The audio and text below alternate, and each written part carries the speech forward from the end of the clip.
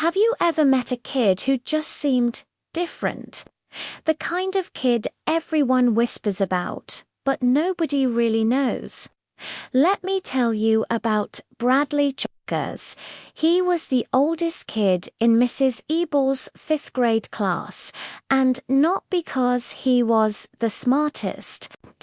Everyone knew him as Asterisk, that Asterisk, kid the one who told outrageous lies, picked fights for no reason, and had conversations with a collection of broken toy animals. He was a lone island in a sea of desks, and honestly, he seemed to like it that way. At least, that's what he told himself. One morning, everything changed. A new boy named Jeff Fishkin walked into the classroom. Jeff was the kind of kid who smiled easily and said hello to everyone. When he met Bradley, he did just that, a simple, friendly hello. Bradley was completely thrown off. Nobody ever said hello to him. So, what did he do? He snarled, "You don't want to be my friend," and stormed off. Classic Bradley. But Jeff was different. He didn't see a monster. He saw a kid who was lonely. So he didn't give up. He kept talking to Bradley. The conversations were awkward at first, filled with one-word answers and suspicious glares. But soon they were sharing jokes about teachers and complaining about homework. Against all odds, Bradley Chalkers had a friend. For someone who had been alone for so long, having a friend felt like pure magic. It was like seeing color for the very first time. Of course, it wasn't a fairy tale ending just yet. The other kids couldn't understand why Jeff would hang out with someone like Bradley. They started teasing him, calling him weird, and soon Jeff started to pull away. The distance grew, and Bradley felt that familiar hot anger bubbling up inside him. He felt the old urge to lash out, to break something, to make everyone else feel as miserable as he did. But this time, something stopped him. Instead of picking a fight, he found himself marching into the school counselor's office, and that's where he met Carla Davis.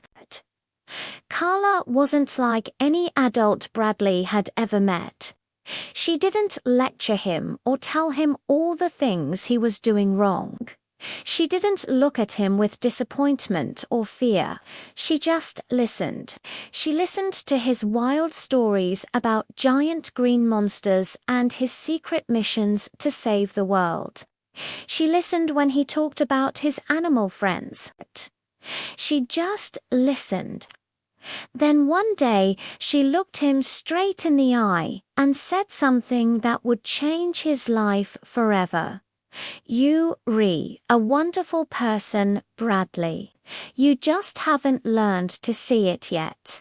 Nobody had ever called him wonderful, ever. Her words were like a key, unlocking a door inside him that he never knew existed. Slowly, almost imperceptibly at first, Bradley began to change. He picked up a pencil and actually started doing his homework. He found the courage to apologize when he hurt someone's feelings. He even started to smile, a real, genuine smile that reached his eyes. He was still loud, still a little weird, still Bradley, but now he was trying. He was trying to be the person Carla saw in him. Then came the incident. One afternoon, lost in thought, Bradley pushed open a door and walked right into the girls' bathroom. The room erupted with shrieks and then laughter. The entire school heard about it in minutes. The old Bradley would have exploded. He would have yelled, denied everything, maybe even punched the first person who laughed. But the new Bradley, who just stood there, his face turning bright red.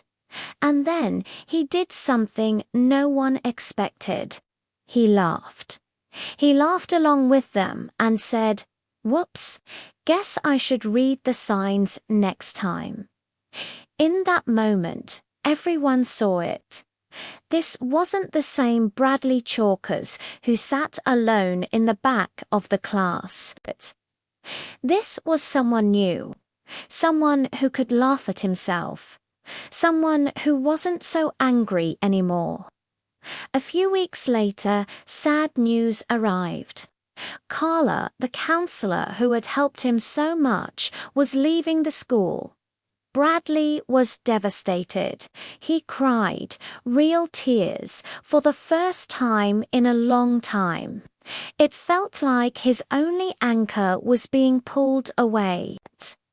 But before she left, Carla gave him a letter. It was a simple note, but its words held immense power. It said, "You are brave, Bradley. You can be anything you want even. A good friend." Bradley kept that letter. He read it every single night before he went to sleep. It became his new anchor. The journey wasn't over, and it wouldn't always be easy. But maybe, just maybe, the boy who everyone thought was lost, the boy who accidentally walked into the girls' bathroom, had finally found his way out of the loneliness he had been trapped in for so long. He was learning to be a friend, not just to others, but to himself. Thanks for watching. If this story touched you, hit that like button and subscribe for more content that explores the power of kindness and change. See you next time.